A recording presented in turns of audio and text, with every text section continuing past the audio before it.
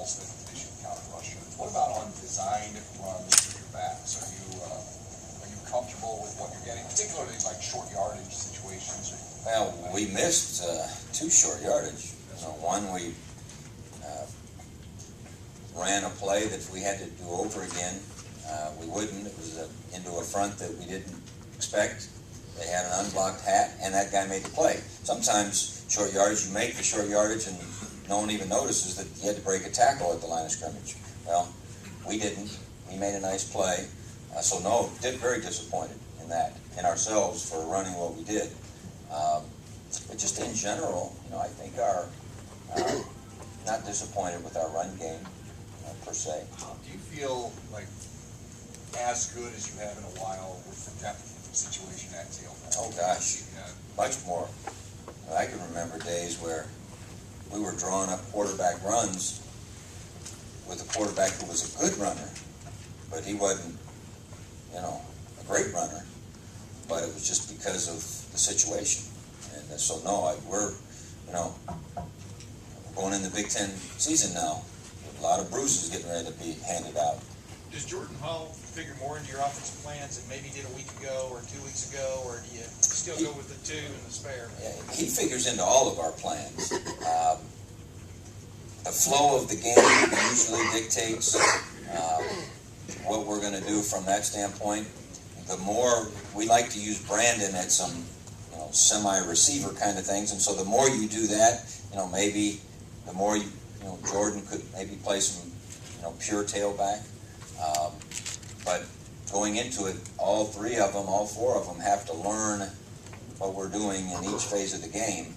Brandon usually gets some extra things out wide, and Carlos Hyde needs to, now that he's pretty healthy, he needs to step up in our special teams. He was one of the best performers in our special team scrimmage. He did some great things. And then he got that ankle, and so really you take all those guys, because Jamal and Jordan have been running down kickoffs, running back kickoffs, catching punts, and all those things. Carlos needs to get in, to that flow, and those are some good athletes that we need to work. After getting about 100 yards in the first game, Brandon's averaging less than 3 carries since then. Have you seen anything different in either his approach or his production, I guess, since the first game? No, nothing different from him. There wasn't that nice hole that opened up he could run 60 through. Believe me, the next time there's one of those, he'll run 60 through it. But no, gosh, Brandon Sane is going to do everything you ask him to do. Has Dan Herron showed you anything extra this year? Has he sort of taken a step forward even from what you saw from you? Boom is a tough guy. He's been a tough guy since he got here. The defense used to come off the field every day when he was the scout team tailback saying, this guy is a baller. This guy can play. And he just keeps doing it, keeps bringing it. Natalie, you've got next to last one. Yeah, we're talking about the passing game, but talking with Dane and you after the game Saturday, it seemed like it's helping the team as far as different receivers coming in, stepping up. You don't have that one guy so far out of all the 4 games. How does that benefit the dynamic of this offense? I think the fact that we don't have one guy that has like 2/3 of our catches and then the rest where you could maybe have to cover them. I don't know that you can double anyone for fear that someone else might get loose. It's a real plus. And the fact that that we have delivered the ball to a lot of different people, I think heightens the excitement and awareness of those receivers. It's like, hey, if I go out there and I do my thing, they're going to find me. And so to me, it's a real positive thing. We had no idea that going into the game, Dane would catch 9 and DeVere 2. It could have very well been the other way. But so far, some young guys have been coming along. The tight ends have worked their way into the fold there a little bit, and we've sprinkled it around. All right, Lori. Illinois has come away with points every time they've made a trip to the red zone this season, and I'm wondering how much of that has to do with LaShore and what makes him dangerous on the game. When you run well, you're probably going to do well on first down. And to me, the red zone importance of first down is even magnified.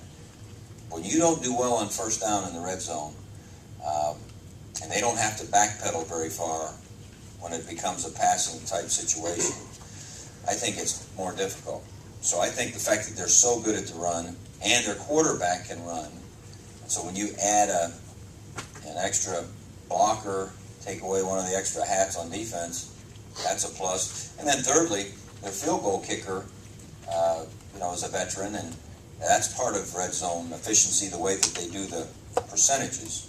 The way we do our percentages, if we get the ball to the red zone on first down and we don't score a touchdown, that's not a plus, even though we'll take the 3 points.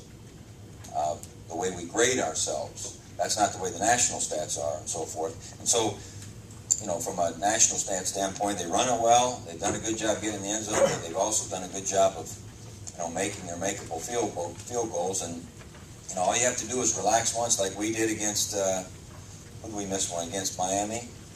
That one hurt. Saints missed one. That was very makeable. Can change games, change seasons. But the red zone is huge, especially on first down. I think we have 3 guys. Speaking of, we got Devin, John Simon, Rear Post